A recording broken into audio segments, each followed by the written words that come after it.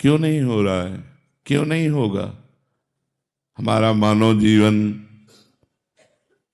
वो संपूर्ण शक्ति संपन्न है जिससे भगवत प्राप्ति करनी है। बिना भजन के भगवत प्राप्ति असंभव है।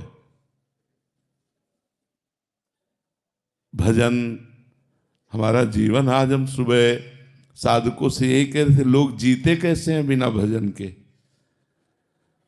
विषय सेवन, विषय चिंतन, प्रपंच चिंतन, ये सब बन सकता है, भजन नहीं बन सकता। कैसी बात करते हो? प्रयासरत क्यों नहीं हो?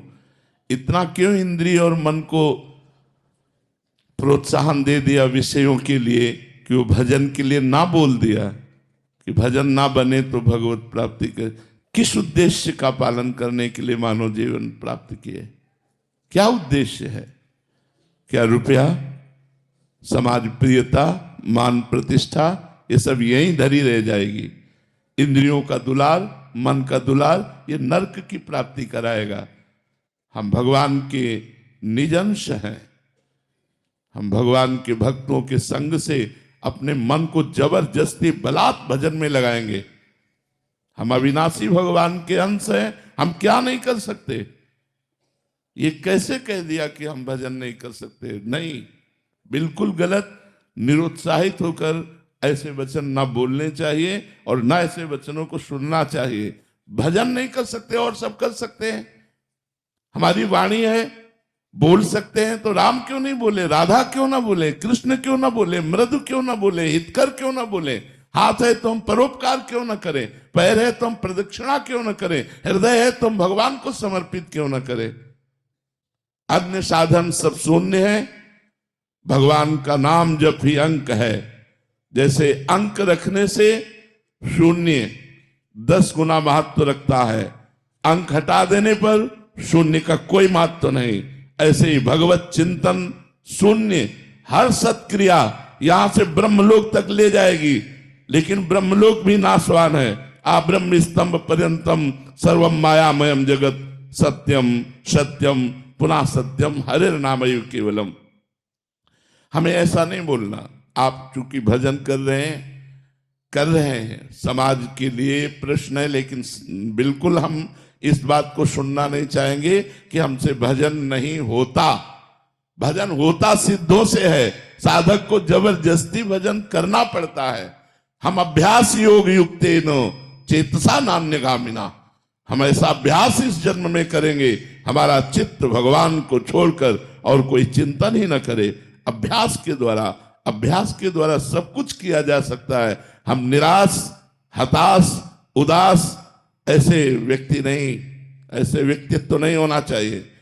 किसी भी स्थिति में, किसी भी कार्य प्रणाली में, किसी भी क्षेत्र में निराशा हमारे अंदर नहीं होनी चाहिए। हमारे अंदर उत्साह होना चाहिए। हम रौंद के फेंक देंगे हर बाधाओं को। हम भगवान के बच्चा हैं, हम अविनाशी परमात्मा के अंश हैं। ऐसा नहीं है कि हम इंद्रियों की विलासिता और मन की भोग विलासिता में ऐसा बोल पड़े कि हमसे भजन होता ही नहीं, भजन के बिना नहीं। भगवान की प्राप्ति के लिए सुलभ मार्ग भजन है। भगवान का जितना चिंतन किया जाएगा उतना ही हम माया से हटकर भगवान के समीप होते जाएंगे। अनन्य चेता सततम यो माम स्मृति नित्य सा तस्याहम सुलभा पार्थ। भगवान उसके लिए सुलभ होते हैं जो नित्य निरंतर भगवान का चिंतन करता है। अपने चित्त को भगवान के चरणों में लगाने में परेशानी क्या है? जब युद्ध जैसा कार्य भगवान का चिंतन करते हो सकता है, तो कौन सा ऐसा कार्य है जो भगवान का चिंतन करते ना हो?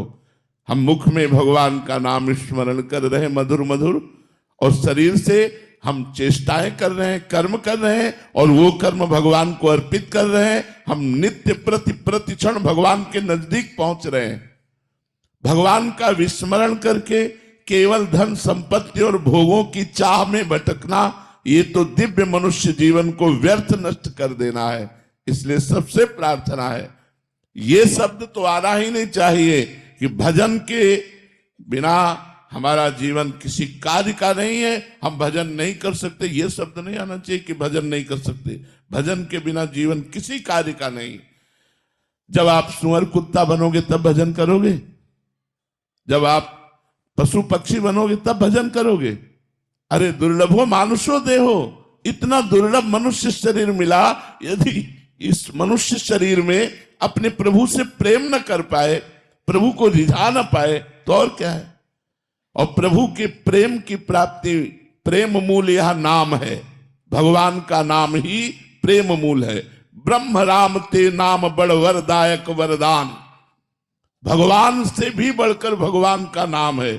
यदि हम राम राम कृष्ण कृष्ण हरि हरि राधा राधा प्रतिपल रट रहे हैं तो भगवान हमारे हृदय में प्रकाशित होंगे, भगवान हमारे नेत्रों में जरूर वो सामर्थ्य देंगे कि इस माया का पर्दा हटाकर हम कण कण में क्षण क्षण में भगवान का अवलोकन करें। भगवान विराजमान है।